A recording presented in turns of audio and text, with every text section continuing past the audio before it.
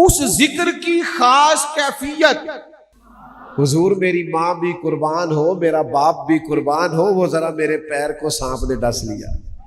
عزیز دوستو، یہ جو زبان ہے یہ اللہ تعالیٰ کی بہت بڑی نعمت ہے. ہمارے ہاں جب لوگ جانوروں کی مظلومیت کا بیان کرتے ہیں تو وہ کہتے ہیں بے زبان ہے بیچارہ، اپنا دکھ، اپنی تکلیف، اپنی پریشانی بیان نہیں کر سکتا. اس کے دل میں کیا خواہش ہے اور اس کے من میں کیا جذبہ ہے وہ اس کا اظہار نہیں کر سکتا، بیچارہ بے زبان. زبان اللہ تعالیٰ کی اتنی بڑی دی ہوئی ہمیں دولت ہے، یہ اللہ کی اتنی بڑی نعمت ہے کہ ہم جو ہمارے دل میں ہوتا ہے ہم کہہ سکتے ہیں، جو ہماری طلب ہوتی ہے وہ ہم مانگ سکتے ہیں، جو تکلیف ہوتی ہے وہ بیان کر سکتے ہیں. لیکن یاد رکھیے گا ہر چیز کے دو طرح کے استعمال ہوتے ہیں، اس کا درست استعمال بھی ہوتا ہے اور اس کا غلط استعمال بھی ہوتا ہے. جو لوگ اپنی زبان کا غلط استعمال کریں گے قیامت میں بڑا پچھتائیں گے، اور جو اپنی باتوں کو اور اپنے لہجوں کو محتاط رکھیں گے، اللہ سے ڈر کر گفتگو کریں گے، قیامت میں اجر پائیں گے. مشکات شریف میں حدیث موجود ہے، نبی کریم صلی اللہ تعالی علیہ وسلم نے بیان فرمایا. حضور فرماتے ہیں کہ کئی دفعہ تم بات کرتے کرتے ایسا جملہ بولتے ہو تمہیں پتہ بھی نہیں ہوتا رب تمہارے لیے جنت کا فیصلہ فرما دیتا ہے. اور اس کا دوسرا پہلو یہ ہے کہ کبھی کبھی تم بات کرتے ہوئے اس طرح کا جملہ بولتے ہو، اس طرح کی بات کہتے ہو، تمہیں پتہ بھی نہیں ہوتا اور اللہ تمہارے لیے دوزخ کا فیصلہ کر دیتا ہے. تو اس کو سمجھ لیں کہ زبان کا درست استعمال کرنا ہے. ہمارے ہاں نا کچھ لوگوں کو باتیں کرنے کا بڑا شوق ہوتا ہے، بہت زیادہ باتیں کرتے ہیں. اس کا کئی دفعہ یہ نتیجہ بھی نکلتا ہے کہ ان کے جملے بے وقت ہو جاتے ہیں، ان کی باتوں کا کوئی وزن اور اثر نہیں رہتا. لوگ کہتے ہیں اس کی تو عادت ہے بولنا. لیکن جو لوگ کم گو ہوتے ہیں، جن سے لوگ سننا چاہتے ہیں پر وہ کہتے تھوڑا ہے، ایسے لوگوں کی باتوں کا وزن بھی ہوتا ہے اور ان کے جملوں کا حسن بھی ہوتا ہے اور ان کی کہی ہوئی باتوں کا معاشرے میں اثر بھی ہوتا ہے. تو گفتگو کرنی تو ہے، اور پھر یہ یاد رکھیے گا کہ گفتگو کا اثر لازمی ہوتا ہے. ہمارے گھروں میں، ہمارے خاندانوں میں، ہمارے محلوں میں، ہمارے قبیلوں میں جو جملے زیادہ بولے جاتے ہیں نا، وہی جملے ہمارے بچوں کی زبانوں پر بھی آ جاتے ہیں. یعنی ہماری کہی ہوئی باتیں وہ صرف باتیں نہیں ہوتی، وہ معاشرے کے اندر سبق بن کے لوگوں کے کانوں میں اتر کر ان کی زبانوں پر جاری ہو جاتی ہیں، اور پھر ہماری باتوں کا ہم پر بھی اثر ہوتا ہے. آپ تھوڑی دیر توجہ فرمائیے گا، آپ کوئی دکھ اپنا سنانے لگے نا، کبھی کوئی اپنی تکلیف کسی اپنے پیارے کو بتانے لگے تو بات کرنے سے پہلے آنسو نکل آتے ہیں. یعنی آپ کی بات آپ پر اثر کر گئی، اور آپ کوئی ہنسی والی بات کرنے لگے، کوئی لطیفہ سنانے لگے، کوئی خوش طبی والا جملہ کہنے لگے تو بعض لوگوں سے بات ہوتی نہیں، وہ بات سنانے سے پہلے ہنس ہنس کے لوٹ پوٹ ہو رہے ہوتے، ادھر ادھر گر رہے ہوتے. معنی کیا ہے کہ ہماری باتوں کا ہم پر بھی اثر ہوتا ہے. میرے بھائیوں، سمجھ لیجئے گا بات کو کہ اگر ہم ایسی باتیں کریں گے نا جیسی معاشرے میں روز ہوتی ہے، یہاں حالات ٹھیک نہیں، یہاں کچھ بھی نہیں ہو سکتا یا کچھ بھی نہیں بن سکتا، تو یہ باتیں کرنے سے یہ صرف باتیں نہیں ہیں، یہ دل کو مایوس بھی کر دیں گے۔ اور اگر آپ بار بار اس طرح کی گفتگو کریں گے نا، اللہ بڑا کریم ہے، میرا رب بڑا کرم کرنے والا ہے، راستے کھولنے والا ہے، آسانیاں کرنے والا ہے، اپنے بندوں سے پیار کرنے والا ہے، اگر یہ جملے آپ دہرائیں گے تو آپ محسوس کریں گے کہ آپ کا دل تازہ ہونے لگا ہے، طبیعت ٹھنڈی ہونے لگی۔ کیوں آج لوگوں کو سوسائٹی میں ایک دوسرے سے پیار نہیں رہا؟ ہم باتیں بڑی سخت کرتے ہیں، ہر ایک کے بارے میں ہم اپنے رویے کو تلخ بنا لیتے ہیں، سبھی پر تنقید کرتے پھرتے ہیں، نتیجہ یہ نکلتا ہے کہ ہمارا دل ہر ایک کے بارے میں سخت ہو جاتا ہے۔ تو گفتگو کا اثر ہوتا ہے، باتوں کا اثر ہوتا ہے۔ گفتگو بڑی خوبصورت کرنی چاہیے، سلجھی ہوئی کرنی چاہیے، نکھری ہوئی کرنی چاہیے، باتوں کا وضو ہونا چاہیے، لفظوں میں حسن ہونا چاہیے۔ لفظ تاثیر سے بنتے ہیں، تلفظ سے نہیں۔ اہل دل آج بھی ہے اہل زبان سے آگے۔ تو خوبصورت لب و لہجہ ہو، خوبصورت انداز ہو، اور اگر کوئی چاہے کہ میری باتیں بڑی میٹھی ہو جائیں، میری گفتگو بڑی حسین ہو جائے، میرا لب و لہجہ کبھی کسی کو تکلیف نہ دے، میرے انداز سے کبھی کسی کا دل نہ ٹوٹے، تو پھر اس کا صرف ایک ہی حل ہے کہ وہ صبح و شام اور کوئی بات نہ کرے، بس ذکر مصطفیٰ کرے۔ میں بلبل خوش لہجہ گلزار نبی ہوں، میٹھی میری باتیں ہیں کیونکہ نمک خار نبی۔ آپ حضور کا ذکر پاک کریں، نبی پاک کا تذکرہ کریں، حضور علیہ السلام کی گفتگو کریں، نبی پاک کے حسن کی، جمال کی، فضائل کی، خصائل کی، حسن کی، کردار کی، صحابہ پر شفقت کرنے کی، امت کے لیے دعائیں کرنے، عالمی منشور دینے کی، دستور زندگی دینے کی، دستور حیات دینے کی آپ بات کریں۔ میرے عزیز، حضور کا ذکر پاک کریں۔ ویسے رب کہتا ہے کہ میں نے اپنے نبی کے ذکر کو کسی اور کے ذمے نہیں چھوڑا، معاذ اللہ کسی کا محتاج نہیں، وَرَفَعْنَا لَكَ ذِكْرَكَ، اے محبوب ہم نے آپ کے لیے آپ کے ذکر کو بلندی عطا فرما دی۔ حضور کا ذکر بلند ہے۔ حضرت ابو قتادہ رضی اللہ تعالیٰ عنہ فرماتے ہیں دنیا میں بھی بلند ہے، آخرت میں بھی بلند ہے، یہ ہر وقت بلند ہے۔ اللہ نے نا ہر جگہ اپنے محبوب کے ذکر کو بلندی دی۔ ساری زندگی لا الہ الا اللہ کہتا رہے کوئی، ساری زندگی لا الہ الا اللہ کہتا رہے، مسلمان نہیں ہو سکتا جب تک محمد الرسول اللہ نہ کہے صلی اللہ تعالی علیہ وسلم۔ کلمے میں بھی اللہ نے محبوب کا ذکر ساتھ رکھا، آذان میں بھی ساتھ رکھا، نماز میں بھی ساتھ رکھا۔ محبوب پاک علیہ السلام کا ذکر قرآن میں جا بجا کیا، اور بڑا انوکھا انوکھا کر کے کیا۔ کہیں کہا میرے محبوب مبشر ہے، کہیں کہا نذیر ہے، کہیں کہا شاہد ہے، کہیں کہا داعی اللہ ہے، کہیں کہا سراج منیر ہے، کہیں کہا محبوب پاک صلی اللہ تعالی علیہ وسلم رحمت للعالمین ہے، کہیں کہا محبوب پاک علیہ السلام کافۃ للناس۔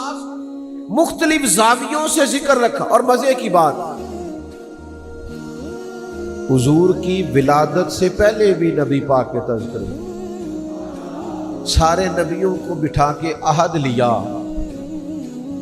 کہ وعدہ کرو اگر تمہاری موجودگی میں میرے محبوب آئیں، ایمان بھی لانا ہے اور مدد بھی کرنی ہے۔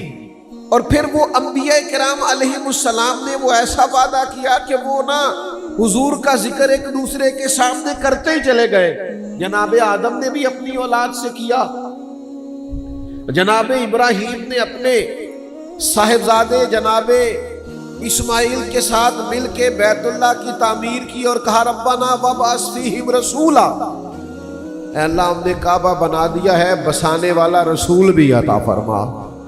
جناب عیسیٰ علیہ السلام اپنے حواریوں کے بیچ کھڑے ہو کے کہتے ہیں وَمُبَشِّرًا بِرَسُولٍ يَأْتِي مِن بَعْدِ اسْمُهُ احمد، میں تمہیں اس رسول کی خوشخبری دے رہا ہوں جو میرے بعد آئیں گے اور ان کا نام احمد ہوگا۔ ہر جگہ ذکر رسول ہو رہا ہے، ہر طرح ذکر رسالت باب ہو رہا ہے، حضور علیہ الصلوۃ والسلام کے تذکرے ہو رہے ہیں، نبی پاک کی باتیں ہو رہی ہیں۔ تو جب ہر جگہ حضور کی باتیں ہو رہی ہیں تو غلام کا تو حق زیادہ بنتا ہے، غلام کی ذمہ داری سو زیادہ بنتی ہے۔ اسے چاہیے کہ وہ بار بار کہے کہ آ میرے دل آمینہ کے لال کی باتیں کرے، آ حضور کا ذکر پاک کر، نبی پاک علیہ السلام کا کیوں کرے اتنا ذکر، کیوں کرے صبح و شام حضور کا تذکرہ، کیوں نبی پاک صلی اللہ علیہ وسلم کی باتیں کرے؟ تو اعلیٰ حضرت فرماتے ہیں اس کی وجہ ہے نا، جو جس کو جتنا یاد کرے اسے بھی لوگ اتنا یاد کرتے ہیں۔ کہتے ہیں یار فلاں مجھے بڑا یاد کرتا ہے، فلاں یاد کر رہا تھا، تو سامنے والا کہتا ہے میں بھی اسے بڑا یاد کرتا ہوں۔ تو اعلیٰ حضرت کہتے ہیں ہم حضور کا ذکر کیوں نہ کریں جو نہ بھولا ہم غریبوں کو رضا۔ ہر جگہ تو حضور نے ہمیں یاد کیا ہے، دنیا پہ تشریف لاتے ہی امتی امتی کہا، ہر مقام پر امت کے لیے دعائیں فرمائی، جگہ جگہ امت کو تعلیم و تربیت دی۔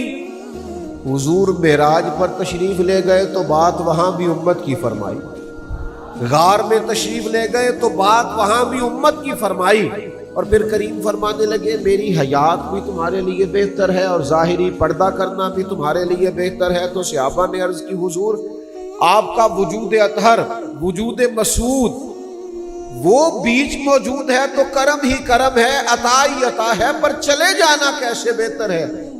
تو یہ سنو نہ ذرا، حضور فرمانے لگے میں قبر میں جاؤں گا، تمہارے اعمال مجھ پر پیش کیے جائیں گے، اگر اچھے ہوں گے تو سجدہ شکر ادا کروں گا، اور اگر اعمال برے ہوں گے تو قبر میں بھی تمہاری بخشش کی دعا کروں گا۔ تو آپ اس بات کو سمجھے نا ذرا، اعلیٰ حضرت کہتے ہیں پھر جو نہ بھولا ہم غریبوں کو رضا، ذکر اس کا اپنی عادت کیجئے۔ جب حضور ہمیں نہیں بھولے، حضور فرماتے ہیں قیامت والے دن نا سب نبیوں کے لیے نور کے ممبر لگائے جائیں گے اور تمام انبیاء ممبر پہ ہوں گے، میرا ممبر خالی ہوگا۔ یا رسول اللہ آپ کا کیوں خالی ہوگا؟ تو محبوب فرماتے ہیں میں رب کے عرش کے سائے میں سجدہ کر کے اپنی امت کی بخشش کا سوال کر رہا ہوگا۔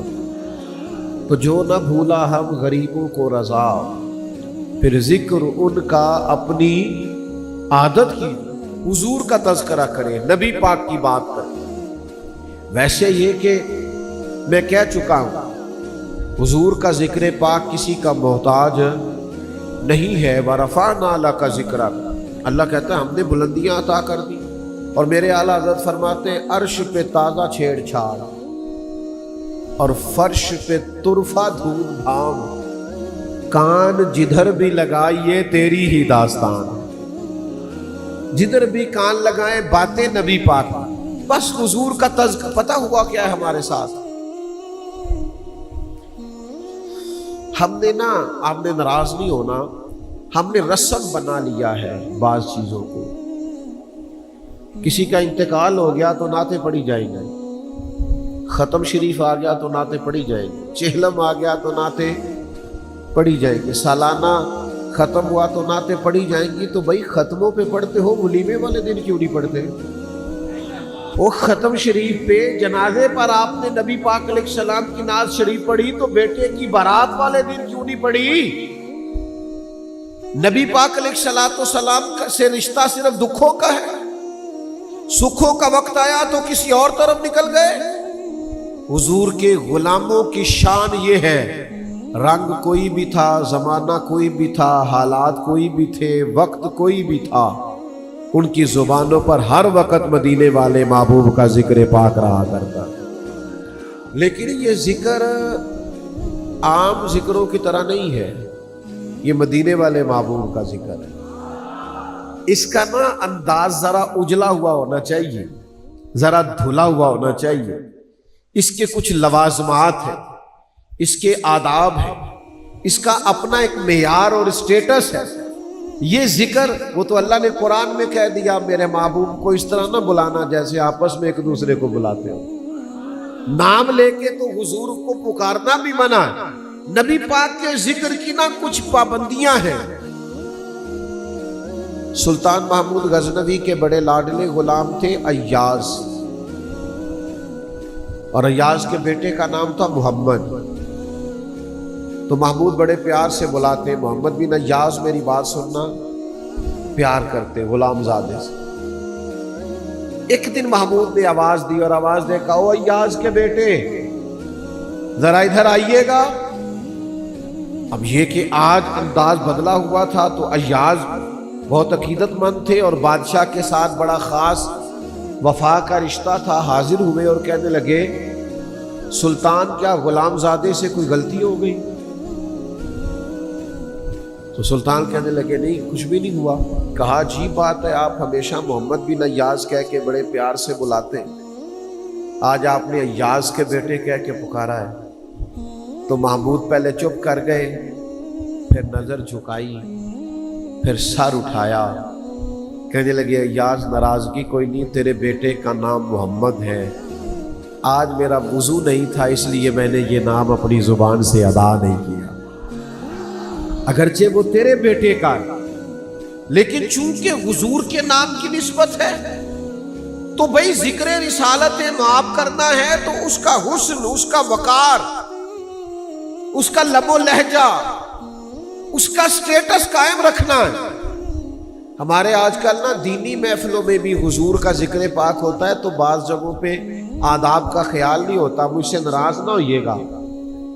میں ظاہر ہے آپ اس موسم میں اتنی بڑی تعداد میں جمع ہوئے ہیں تو یہ محبت کے ساتھ ہی آپ آئے ہیں، اور میں آپ کی خدمت میں عرض کروں، ہم مسلمان ہیں، ہمارا تو اس طرح کا معاملہ ہے، ہم تو حضور کی محفل میں کبھی بے وضو اور ننگے سر نہیں جایا کرتے، یہ ہمارا مزاج نہیں ہوتا تھا، ہماری طبیعت نہیں ہوتی، ہمارے لہجے دھلے ہوئے ہوتے، ماحول اور ہوتا تھا۔ آج عوام بھی اس کا خیال نہیں کرتی، وہ جس طرح نوٹ لے کے لوگ اٹھتے ہیں محفلوں میں یوں کر کے پھینکتے، آپ کیا ثابت کرنا چاہتے ہیں؟ یہ تو ذکر رسول ہے، آپ اس سے کیا؟ اور پھر وہ 5 7 10 بندے وہ اس طرح گھیرا کرتے ہیں نعت خواں کا کہ کسی دوسرے کو نظر بھی نہیں آنے دیتے۔ آپ دکھانا کیا چاہتے ہیں؟ مثلاً آپ کیا بتانا چاہتے ہیں کہ آپ کے پاس پیسے ہیں؟ یہ ذکر رسالت مآب ہے؟ اور پھر مجھے بتلائیے، جس محفل میں آپ یوں 5,000 10,000 اور 20,000 لٹا رہے ہیں، اس محفل میں اگر ایک غریب وہ بیٹھا ہو جس کا صبح بجلی کا بل بھی جمع ہونے کے اس کے پاس پیسے نہ ہو تو اس کے دل پہ کیا گزرتی ہوگی؟ یہ آپ محفل کر رہے ہیں، یہ ذکر رسول کا ادب ہے؟ اور ادھر سے آپ جو اسٹیج پہ ذکر کرنے آتے ہیں، اللہ اکبر، وہ نقیب محفل صاحب کے ہاتھ میں مائک ہوتا ہے، وہ دوڑ کے ادھر چلے جاتے ہیں، بھاگ کے ادھر چلے جاتے ہیں، پہلے دونوں ہاتھ کھڑے کر لو، پھر سبحان اللہ اونچا کہہ لو، پھر ذرا مجھے لطف نہیں آیا لطف، بھائی تم یہ کیا کر رہے ہیں؟ صحابہ تو فرماتے ہیں کہ ہمارے سروں پر پرندے بیٹھے ہوتے تھے جب ہم حضور کی بارگاہ میں حاضر ہوتے، ہم تو سر نہیں ہلاتے تھے جیسے پرندہ نہ اڑ جائے۔ تو کس طرف قوم کو لگا دیا ہے؟ کیا معیار آپ نے دیا ہے؟ یہ لب و لہجہ ہے؟ نبی پاک کا ذکر پاک تو بڑا ٹھہراؤ مانگتا ہے، بڑا حسن، کبھی آتی ہے ذوق کی بات، لوگ جذبات میں آتے ہیں، پر کبھی وہ پورا مجمع بنانے کے لیے نہیں، ماحول گرمانے کے لیے نہیں، خطابت اور نقابت کا لوہا منوانے کے لیے نہیں، اپنی ذاتی شہرت کے لیے نہیں۔ حضور کا ذکر پاک ادب، احترام، ٹھہراؤ، سلاست، روانی، خوبصورت جملہ جو شایان شان تو خیر کوئی بھی نہیں ہم جملہ ادا کر سکتے، لیکن کم از کم اس بارگاہ کے آداب کے مطابق تو ہو۔ دیکھیے یہ حضور کا ذکر ہے، اس کے آداب ہیں، اس کا ایک رنگ ہے، ان آداب کا خیال کیجیے۔ گھروں میں بھی آپ نبی پاک کا ذکر کریں نا تو اس کا پورا ایک ایسے نہیں بول دیں۔ ہمارے بہت سارے سیاستدان ہیں، الا ماشاءاللہ، انہوں نے اپنے لیڈر کا نام لینا ہو تو انہیں بڑی چیزیں آتی ہیں، قائد جمہوریت اور قائد عوام اور فلانا اور فلانا، اور نبی کریم علیہ السلام کا ذکر کریں تو انہیں نام ہی نہیں لینا آتا۔ تو میرا دل کرتا ہے انہیں کہوں کہ آج 4 دن ہمارے ساتھ رہے، ہمارے تو بوڑھی مائیاں دیہاتی، انہیں بھی یہ آیا کرتا تھا، تیرا کھاواں تے تیرے گیت گاواں یا رسول اللہ، یہ نہ تو وہ بھی سنا لیا کرتی، आओ 4 दिन किसी देहाती सादे अंगूठा छाप के पास बैठो, तुम्हें जिक्र रिसालत माब आ जाए। उस जिक्र की खास कैफियत, जिक्र रिसालत माब का खास अदब। एक वक्त होता है एमरजेंसी का, एमरजेंसी में अलकाब नहीं याद रहते। एमरजेंसी हो ना, एमरजेंसी यानी खुदा न खास्ता मेरी पगड़ी के शिमले को आग लग गई, तो अब सामने से एक बंदा मुझे बताना चाहता है आग लगी हुई है, तो वो क्या कहेगा?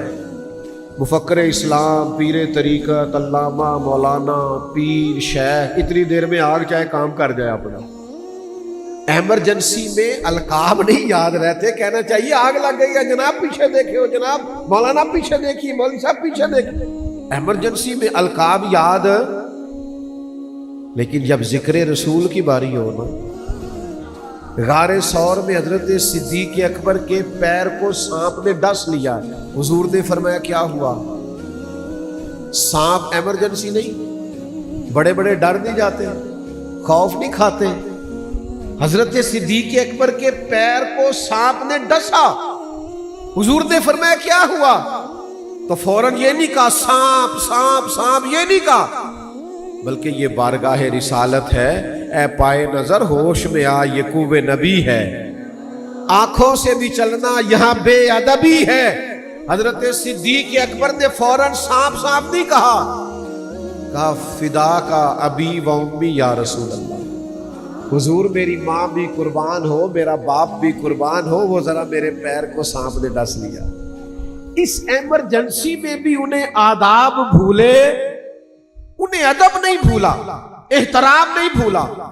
एक होती है रूटीन की बातें वो करें, लेकिन जब बात जिक्र रिसालत माब की आए ना, तो जरा थोड़ा सा ना लहजे को तब्दील करें, जरा अंदाज को बदले, जरा तौर तरीके चेंज करें, आपका रंग ढंग बदल जाए, ज़ौक़ बदल जाए। 2 भाई, एक बड़ा है एक छोटा है। छोटे का कारोबार बड़ा सेट है, डिग्री बड़ी अच्छी है, कमाता भी ज्यादा है, तालीम भी ज्यादा है, लोग भी उसे ज्यादा जानते। अब दोनों भाई इकट्ठे बैठे, बड़ा भी छोटा भी। तो अब किसी ने उनमें से पूछा कि तुम में से बड़ा कौन है? तो उमर बताएगा कि डिग्री बताई जाएगी, बताइए क्या पूछा उसने? मसलन वो कहेगा कि ये मुझसे 10 जमातें ज्यादा पढ़ा हुआ है। ऐसा नहीं होता, वो रुतबा नहीं बताते, उम्र ही बताते हैं। बल्कि वो छोटा भी बोल के कहता है जी यही बड़े हैं, छोटा मैं हूं। आपको समझ आ रही है ना मेरी बात? बिला मिसालो बिला तशबीह, सिर्फ समझाने के लिए अर्ज करता हूं।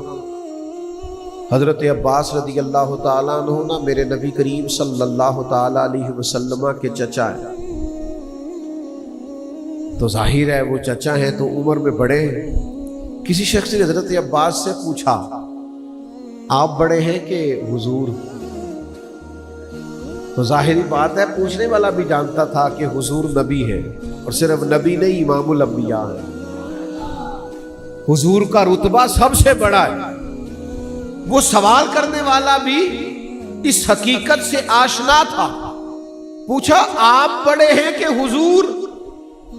अब जाहिर है पूछ वो उमर ही रहा है, रुतबे का उसे पता है, लेकिन चूंकि बात जिक्र रिसालत माब की है, हुजूर का जिक्र करना है, नबी पाक की बात करनी है, तो ये जरा हजरत अब्बास का अंदाज देखिए। कहा क्या कहा आपने? कहा मैंने पूछा था आप बड़े हैं कि हुजूर? तो हजरत अब्बास रदी अल्लाह ताला अन्हु फरमाने लगे बड़े तो हुजूर ही हैं, पैदा पहले मैं हुआ था, बड़े वही हैं, ए पाए नजर होश में आ, ये कुव्वे नबी है, आंखों से भी चलना यहां बेअदबी, अदब करें, जिक्र रिसालत माब हो तो अदब करें, एहतराम करें, और इसी तरह हुजूर के फैसलों का भी एहतराम करें। अगर नबी पाक ने कहा सूद हराम है तो फिर सूद हराम है। अगर नबी पाक अलैहिस्सलातु सलाम ने कहा है कि हुदूदुल्लाह का ख्याल करना है तो फिर हुदूदुल्लाह का ख्याल करना है। फिर ये भी हुजूर का अदब है कि जो फैसले नबी पाक ने किए, उम्मत फिर अपने दिल में पूरी तौर पर इंशराह सदर रखे और हर फैसले को कबूल भी करे اور جس طرح دین مسجد میں بیان ہوتا ہے نا، اسی طرح عدالت میں بھی بیان ہو اور اسی طرح پارلیمنٹ میں بھی بیان ہو۔ پھر ہمیں یہ سمجھنا چاہیے، تو ایک تو نبی پاک علیہ الصلاۃ والسلام کا ذکر ہو ہر وقت ہو، دوسرا بادب ہو، اور تیسرا نا ذرا ذوق کے ساتھ ہو، یعنی آپ کی نا اپنی کیفیت بھی وہ بنی ہوئی ہو، وہ نیرے لفظ نہ ہو۔ جو ایک نعت خان صاحب ایک نعت لکھ کے اعلیٰ حضرت فاضل بریلوی رحمۃ اللہ علیہ کی خدمت میں لائے، اور اس نعت میں انہوں نے شعر کچھ اس طرح سے لکھے تھے کہ یا رسول اللہ میں آپ کے لیے بڑا تڑپتا ہوں، بڑا روتا ہوں، رات بھر مجھے نیند نہیں آتی، بے چین رہتا ہوں۔ تو وہ شعر اعلیٰ حضرت کو دکھائے تو فاضل بریلوی فرمانے لگے تمہاری یہ کیفیت بھی ہے، حضور کی یاد میں رات بھر جاگتے ہو؟ کہنے لگے نہیں جی نہیں، یہ تو شعر ہے نا۔ تو فرمانے لگے جھوٹ بولتے ہو معاذ اللہ نبی پاک کی بارگاہ میں، حضور کے لیے وہ کہو جو تمہاری کیفیت ہے، جو تمہارا رنگ ہے، جو ڈھنگ ہے۔ وہ ہمارا بھی نعت خاں آج کل کہتا ہے نا، دنیا چھڈنی پئی تے چھڈ دیاں گا، پر صدف میں دامن حضور دا چھڈنا نہیں۔ تے انہوں کہیے نا چل تو 5000 ہی چھڈ دے وچوں، وہ بھی چھڈن لئی تیار، وہ دنیا چھڈن نو تیار ہے، اپنی فیس چھڈن نو تیار۔ تو جھوٹ بولتے ہو معاذ اللہ حضور کی بارگاہ، جو تمہارا حال نہیں ہے وہ بیان کرتے ہو، تمہاری وہ کیفیت ہی نہیں ہے اس کا اظہار کرتے ہو۔ یہ تو وہ بارگاہ ہے جہاں ہمیشہ مزاج صداقت والا ہونا چاہیے، نورانیت والا ہونا چاہیے، انداز ہی اور ہونا چاہیے، اور لوگوں کی کیفیت نہیں۔ حضور کا ذکر کریں تو ذرا ذکر میں کھو جائیں، نبی پاک کا تذکرہ کریں تو اس تذکرے میں محو ہو جائیں، یعنی حضور کی بات کریں تو لب و لہجہ انداز آپ کے اوپر باتیں طاری ہو جائیں۔ آپ کبھی کبھی ایک تو ہے نا کہ محفل میں نعت خاں نے نعت سنائی ہے، آپ واسطے جا کے کسی نعت خاں سے ملے، یار میں بڑا بے چین ہوں، مجھے میرے نبی کی کوئی نعت سناؤ۔ آپ موبائل پر کبھی نکال لیں، آج کچھ نہیں کرنا، آج بس حضور کا ذکر پاک سننا ہے۔ آپ قلبی کیفیت اس طرح کی بنائیں، طبیعت اس طرح کی بنائیں۔ حضرت ابوبکر صدیق رضی اللہ تعالیٰ عنہ نے جب کلمہ پڑھا نا، تو مکہ مکرمہ کے اندر یہ بریکنگ نیوز تھی کہ ابوبکر صدیق مسلمان ہو گئے، بہت بڑی خبر تھی۔ اتنے بڑے تاجر، اتنا نام مکے میں، اور وہ مسلمان ہو گئے۔ تو کچھ صحابہ خبر کی تصدیق کے لیے گئے کہ کیا آپ واقعی مسلمان ہو گئے؟ آپ کو نام بتاؤں وہ کون تھے جانے والے؟ چونکہ تاجروں کے دوست بھی تاجر ہوتے ہیں نا، ان جانے والوں میں سے پہلا نام حضرت عثمان غنی کا ہے، حضرت سعید بن زید رضی اللہ تعالی، حضرت عبد الرحمن ابن عوف رضی اللہ تعالی۔ یہ صحابہ حضرت صدیق اکبر رضی اللہ تعالیٰ عنہ کی بارگاہ میں گئے اس خبر کی تصدیق کرنے کے لیے کہ سنا ہے آپ مسلمان ہو گئے۔